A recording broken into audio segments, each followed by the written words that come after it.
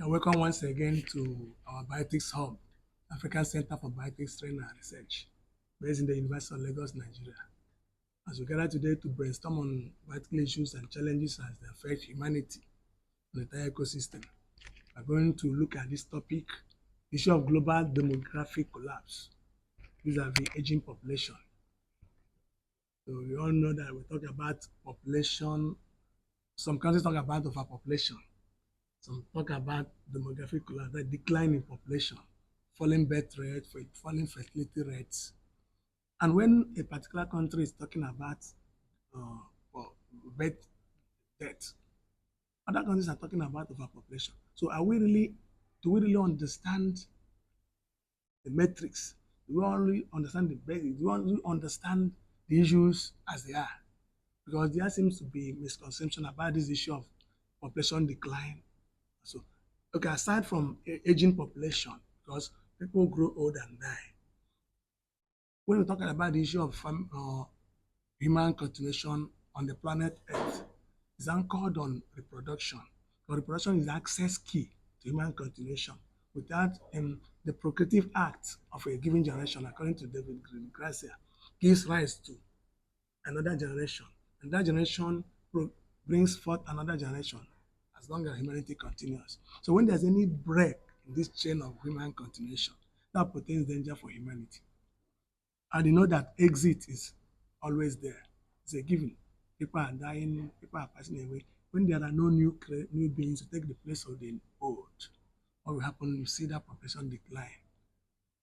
And when you look at what Gilbert Melenda said, instead of us to, he was trying to go to Socrates, one of his dialogues, instead of us to continue to engage in movement for indefinite life extension, that will elongate our lives, we should concentrate more on bringing new creation, that is reproduction, procreation, because that's the only access key to continuation.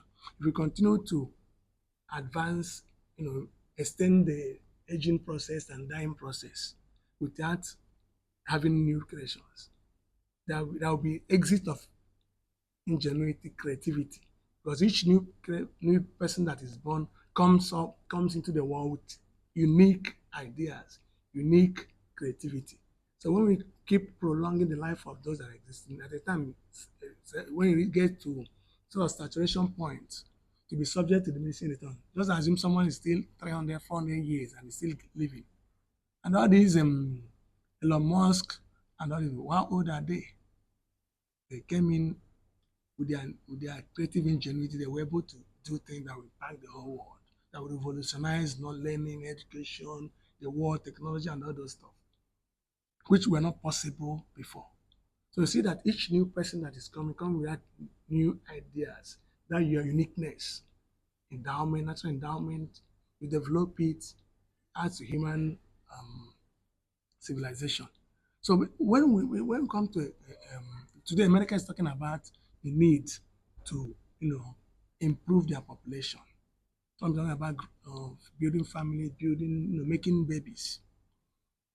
In Africa, we're not even talking about that because our problem is we're still battling with underdevelopment, poverty, corruption, and all those stuff. We don't seem to look at the issue of birth rate decline. See, in Africa, for example, you can see a family, one man, one wife, maybe one or two children. Also, some were like 12. So there was a time they were giving award to women that have up to 12 children. Today, everybody wants to say, I want to have two or three. See that decline is coming down. But then when you come to our own climb here in Africa, you talk about population, overpopulation. It is not really based on proper understanding of family values, because in a family, you can see a man that marries four wives, have four children per wife. They're having 16.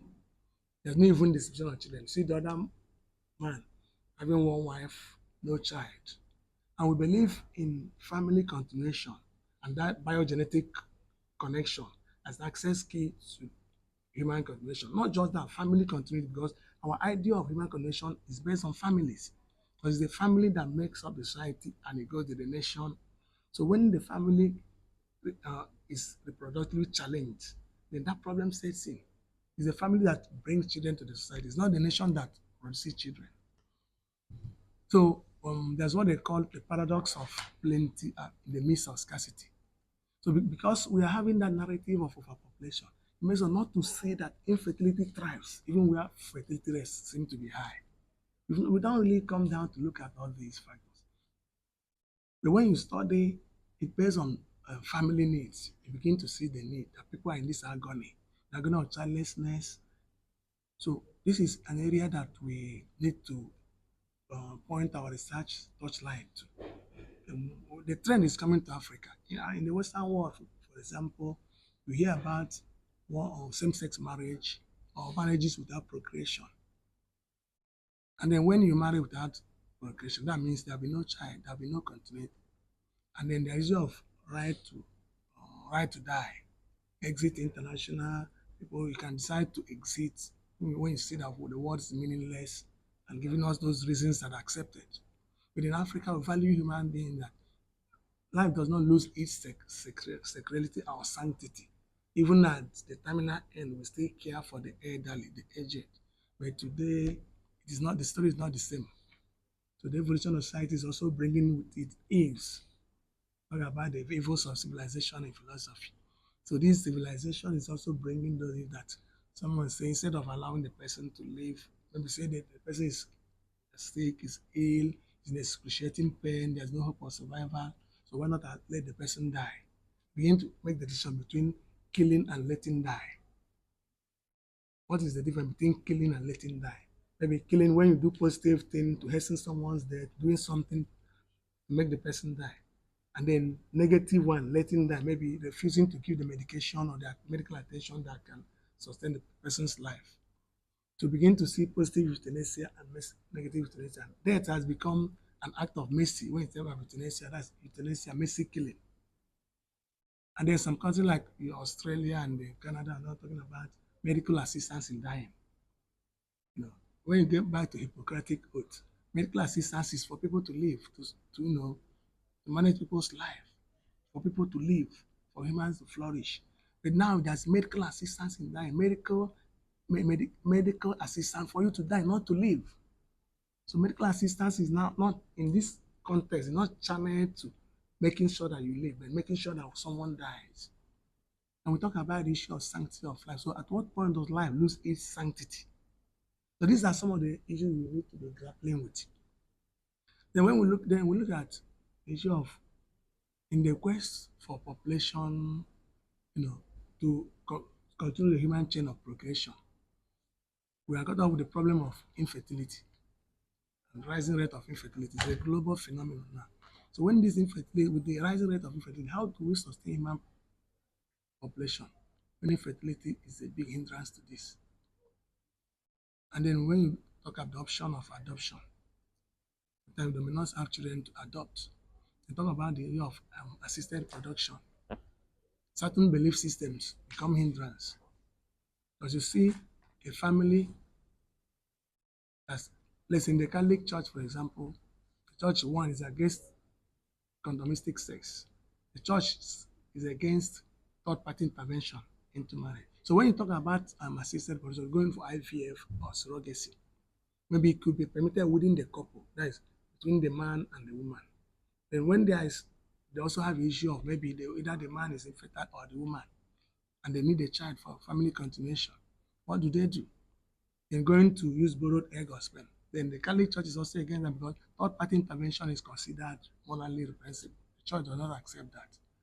So what do you say a Catholic, a staunch Catholic that wants to have a child and then cannot go this last window because you cannot use borrowed egg? The reproductive materials must come from the couple.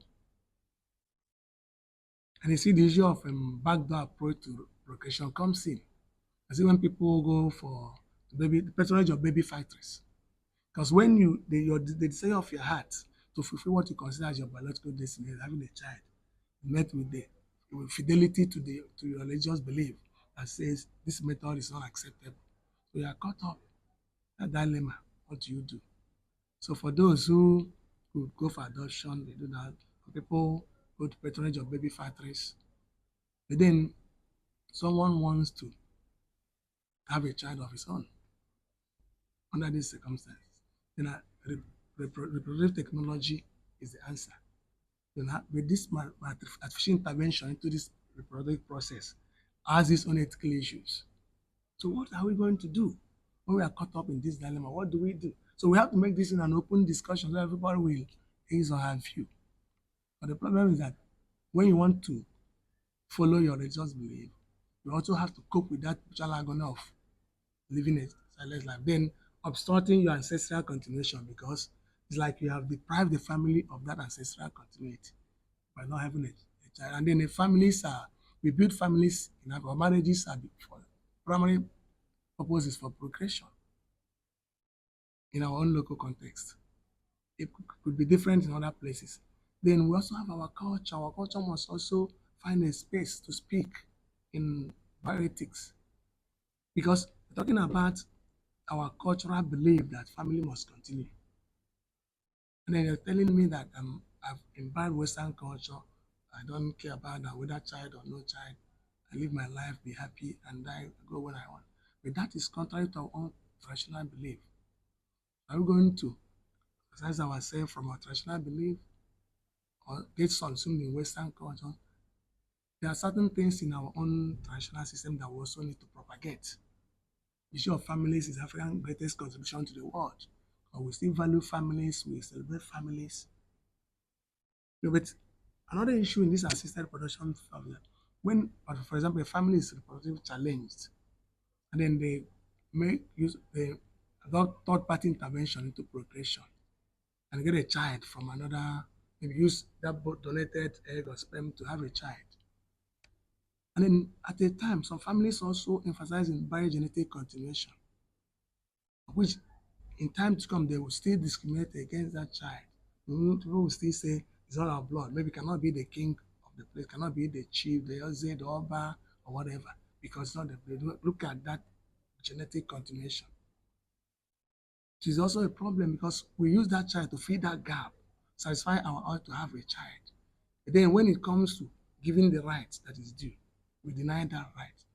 So if we could go to adopt a child or use any method to have a child, all the immunity privileges and all the rights that are accrued to children born in the normal way should be accorded to the children born through assisted reproduction. There should be no discrimination based on circumstance of birth.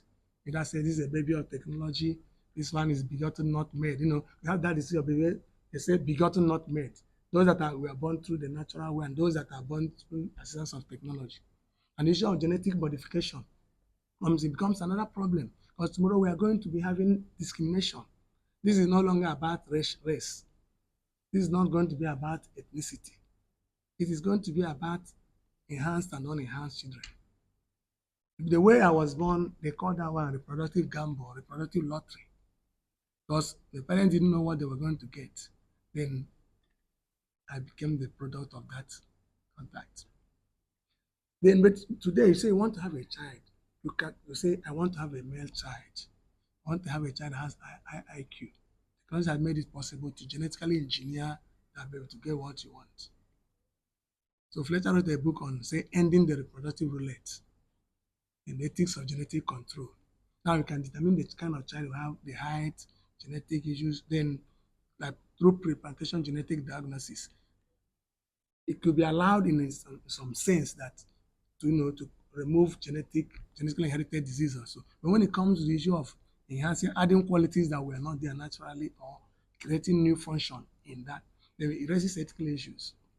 Because one, you don't have the consent of the child before editing or the child. You didn't get the consent of that child. Okay, they are creating a problem for us tomorrow. We have a cult of enhanced children and unenhanced children. So that genetically enhanced will then become designer babies. People that we are deliberately begotten and we are product of reproductive gamble. So these are some of the issues we need to grapple with to contribute to developing a moral guide for ethical conduct in this chaotic world of bizarre scientific and technological advancement. So I throw it back to the audience to get your views. So we can. But it todo. Oh, yeah. just checking one of the things about population. I'm going to actually contribute to what you talk about population. In scholastic history, the interest in population actually began with Thomas Malthus's theory of population sometime in the late 18th century. Yeah, I think in scholastic history that's when the um, interest in population issues um, actually took place. So prior to Thomas Malthus, the Christian religion actually administered who we are popular the world. Islam also did actually by asking or employing its followers to, if you can, marry more than one to three wives. What that means, or what that translates is to breed, breed more children, and that's what we can see up north there in northern part of the country. You see, there are three factors which most matters consider in the issue of population. There are famine, war, and diseases. But there's something I noticed with Martha's story. Thomas Malthus thrived in European society, in a society where at that time they were witnessing what was called the Industrial Revolution. And the Industrial Revolution also it means there was a bit of shift away from dependence on agrarian, subsistence. And so that means just like in Africa, you don't have to rear much children if you don't need much children to manage your farms. So it was easy to start talking about population. That look, we have so much people on earth. If we don't control the way population is growing, there will come a time when it will be difficult to feed because its interest then was one, food production. It has to be proportional with the population because if population is growing and food is not growing simultaneously, there will be crisis, there will be famine. So this is why it was concerned. So what I'm trying to say is that the issue of population actually began with Malthus in the late 18th century when he came up with his theory of population. But when you come down to Africa, actually, we don't. It's not a concern. We're not scared of tomorrow what we're going to eat, or um, population is growing. Maybe because we don't have birth control issues, so we're not scared. In the typical African society, we have one man, three, four wives, and that translates to probably 15, 20 kids in the house or at home in the family. There's no fear of population explosion. So now there's a problem right now so when it comes to population explosion, which remember you talked about aging population. Even China, which used to or hitherto had a policy of one man, one woman, is it one man, one kid? Is it One child one policy. very good. Uh, Reversing the trend and asking citizens to probably make it two or three, which means there has to be a balance. China, let's give that. The old policy of one man, a child, or one man, one family, a family and a child will lead to depopulation, will lead to crisis in society. And so they are asking people now to go out and have more kids, at least more than one.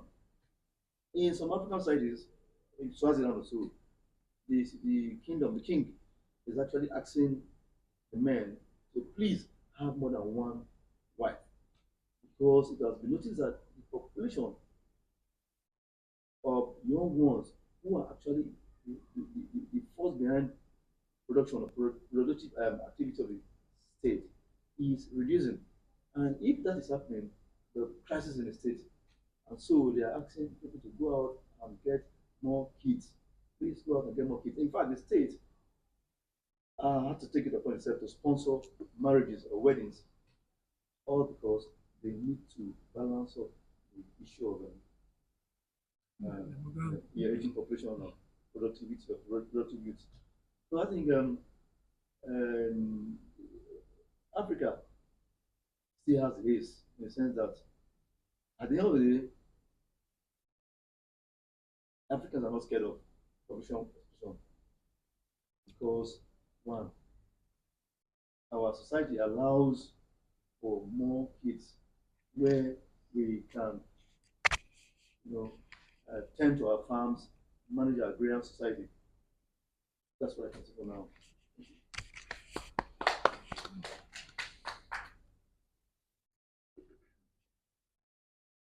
So we were talking about this relation with our agrarian community. In this age of AI, when one robot can do the whole work, do farming, can we still justify that the need for children, the need for more children, when we are in the age when we're not just age of machine, but age of robotics? So that also raises its own issues. But let's hear from Dr. Pat, who wants to make contribution. Okay. For me, I think that the questions you raise are fine.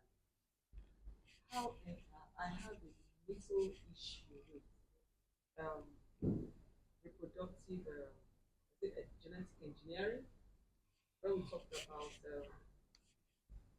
choosing Enhancement or modifying genes. modifying Yes. genes, height, and all those stuff. And then the question of consent. It's a bit. I believe that even while we are talking ethics and all that, well, perhaps it's just my own view, but the issue of consent with children is a bit funny for me because normally when you talk about consent, when you ask for someone's consent, what you say is that the person is able to judge at that particular stage what the person wants and what the person does not want. In other words, the person is reasonable enough and mature enough to decide his own take in things. So when you talk about, or when we want as ethicists to um, question or look at the issue of consent, I think that I think that we are just making, we're just trying to muddy the waters or trying to. I just feel this. I feel funny about the issue of consent. I mean, okay, I know that normally many of us when we're growing up and we look at why was I not born in that rich family and all that. We say that out of, but at the end of the day, are we saying that our parents needed to take permission from us before we were born into that family? Well, maybe to a point we say yes, permission in this sense, permission in deciding that you want to have this child, permission in deciding that, permission in, can I continue? Permission in sense that okay, I am taking responsibility of bringing this child to this world. Okay, but when it begins to come to the issue of sex, issue of height, issue of intelligence and color and what have you, and we begin to talk about uh, permission, I mean consent. I think that perhaps we are pushing ethics. Sorry, you are saying that it should not apply within in that It should context, not but the apply person doesn't in have the that context of capacity to give consent. yes, you Yeah, understand. But what do you mean by consent? yeah, that's one of the issues raised. Sorry, thank you for that observation. Yeah. What you're saying is that there are some criteria or the standard for evaluation. That one is one of the issues, but also it can also be defeated because say the capacity in giving context need for capacity. Like the parents are taking that decision for that because you are preparing the child for the future, like enhancing them to face the challenges of the future. For example, when you see a particular genetic disease that is in the family, through that genetic editing, you can suppress that particular. So we have enhanced that child to cope with the challenges of the future. But what we're talking about is that the other issues raised, like you don't have consent of that parent, we do need it for the good of that child to cope with the challenges we are going to face tomorrow. Let's say if the What family is consent do I need, for example, if I'm talking about what consent does the child need when I'm trying to enhance the child's no, I said the intelligence and child all that? doesn't need to give consent. We have done what they call paternalistic attitude. We have agreed, we have taken the decision on behalf of the child. So for which is in the good interest of the child. Is under good interest argument is justified. I agree. The best interest of the child. Yeah. So but what we're still saying is that the whole issue of genetic enhancement onwards, you introduce new functions, you create dichotomy in the society, you bring in a new breed of humans. People are coming in, new ways of doing things are changing. Like are going to be post-human, but we're not actually. That's actually beyond the scope of this discussion. Out of enhancement, we dive into another area talking about um, falling birth rate, declining population, aging population is also part of what brings population low. Aging and dying, people are dying, and less people are coming into being. More people are going out of being. That means the whole humanity is going down. So how do we sustain human chain of procreation or continuation amidst all these threats to its possible extinction? That's what we are saying. So we're talking about using electric. So what that means is that how can we increase it? Now we have a situation whereby we have more women than men. So I feel when that kind of situation happens, technology has made us, I don't know, like put it as we manufacture children that we can decide the sex that we want. So I feel if we have a situation whereby there is, for instance, more, let's say, males in society or here, there will be people that will carry the name of the family or people like more people that will like donate. I don't know how to put it, but I feel this society, government can play a role deciding how the will be. So the government can play a role of making conducive environment, but government does not determine the child you have in your family. Because in your family, you may need a male child. The issue of gender balance. Maybe you're having only females, you need a male to balance gender. Or you have only male, you need female. Because the need is not the same in all circumstances. Family A might have four girls, they want to have a boy for gender balance. Family B may have all boys, they need a girl for gender balance. But another family, then I think it's not just about gender balance, but family continuation, because that ancestral connection is male. It's a patriarchal society. So we look at it's only through the male that family continues. The females are expected to get married and belong to other families. But these situations also arise when you say there's no possibility of having a male child. They say one of the daughters should stay back and procreate in the name of the family. See, but that one is we treat it under an African perspective, African approach to assisted production. But generally, what we're looking at is that people are growing old and dying, then people are not being born. What danger does it portend for humanity? When people are growing old and dying, and there are no new beings, no creation to take the place of the old, what danger does it portend for humanity? That is signaling possible extinction. And that is why some of the people that the countries that we're talking about one child policy, they are now saying have more children. That's why like Trump is coming about, the demographic challenge in America is really tackling that. Have children, have families, build families. Yeah, the people are going to have elderly population, no young people. And youth is a force. And youth is continuation. So when you don't have a child, everybody in your family is old. There's no news. When all of them die, who will remain in the family? So we're looking at it based on family needs. Because it's the family that donates children to the society. The society does not have children, the family. Now, that's the basic fabric of the society is the family, an origin of human communities. So family, let's say marriage, coming together to have children. That's why procreation is allowed within families. But the issue of also have the issue of single parenthood, but that is also a different topic for discussion, the issue of single parenthood. Can we say because we want to have children, then we engage in single parenting? That's another problem. But I think for this issue, we are going to listen to two or more people, then withdraw it and then put it forward for further discussion. You know, whether any other person wants to make clarification or question or Now, the issue of aging population is Nigeria suffering from um, aging population? Because if you look around now in the rural areas, you see a lot of parents with, you see parents with a lot of children, five, seven, thereabouts. You see them managing a room of a one room with like 7 to 8, 12 children, and that is not declining population in Nigeria. Then what is the economic effect of aging population in Nigeria? Because we need people for labor, manual labor that will build the development or the structure of the society. But with that, Nigeria is not technologically advanced, so we rely more on human effort and labor. So, what is do we really suffer from aging population, and how does it affect our economy? well, it's an open question, everybody can attempt it, but let me direct a little bit here.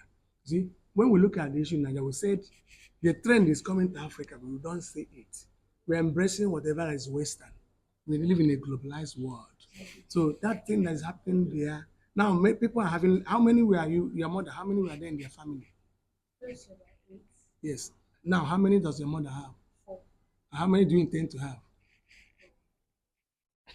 So, yeah. So now I met a friend that said they were 12. No, they were 12 in their family. Then the mother had 4. He wants to have 2. Don't you see that decline? Maybe his own child will like to have 1 tomorrow. Then the other child may say, I don't want any. You see, we don't really see because that's what when we talk about, I think Rita Sembuya also talks about the paradox of plenty in the midst of scarcity. Or I'm sorry, the paradox of scarcity in the midst of plenty. Because we live in the society that we say we are overpopulated. We don't really see this is not based on family values. There's no even distribution of children. As Dr. Todo mentioned, a man marries 4 wives, translating to 20 children, 5. Then the other man marries 1, no child. And they're battling with agony of infertility, the family continuation, all those things. So there's no even distribution of children. When you get to the Western world today, because they're fighting them because they're seeing how the future will look like. In the Western world, the aliens, the migrants are the ones having children. The indigenous are not really having children. Same-sex marriage, antinatalism, those ideologies, they are not really having children. So the people that come to your place are the ones having children. And democracy we talk about is game of numbers. So when migrants have higher numbers, migrants will continue to rule in those places unless they have to redefine democracy. If democracy is the way you look at it, voting, having highest number of votes, you win. You come to the time that in America, the migrants, let's say Nigerians, for example, living in America, we have higher number in a particular state, and they can elect whoever they want. And all these things have to be because no matter how you live in a place and say you migrated, you are a citizen, we still know that there are people that are indigenous of that place. In Nigeria, it happened during the was it the last election in Nigeria, 2023 election, right? Someone was contesting election in Lagos, governorship election. But Badebo, yeah. And what were people saying? My mother is not a Yoruba person. And for vote for him is a vote for a non-Yoruba person in Yoruba land. It's not something like that. So these are the things. So we're not condemning that because you need to propagate your culture and tradition. But someone born in that place, no matter the circumstances of that, you belong there. And when we're talking about today, when they talk them state of origin, I mean, I'm living in Lagos. I'm born in Lagos. I've lived all my life in Lagos. When time state of origin, I say Imo. But I've spent higher uh, percentage of your life. You spent it in Lagos. Maybe I've not even gone to Imo State before. But where is my state of Imo? Local government origin. I say this place. But born in Lagos, doing everything in Lagos. I'm supposed to say I'm indigenous of this place. But state of origin, I don't write Lagos as my state of origin. I'm living for more than 40 years in Lagos. So our own understanding of this is different from how it happens out there. We also need to redefine our own concept of indigenship or originship, however you understand it. Because people will go get citizenship and contest election abroad and win. I know. But here it's not so. But during voting, they'll say, this one is not our person. You are voting, go and contest in your state. So that's the problem. So all these things are context dependent. So we have to treat them according to context, geographical context, and then the cultural dynamics in those areas. Thank you.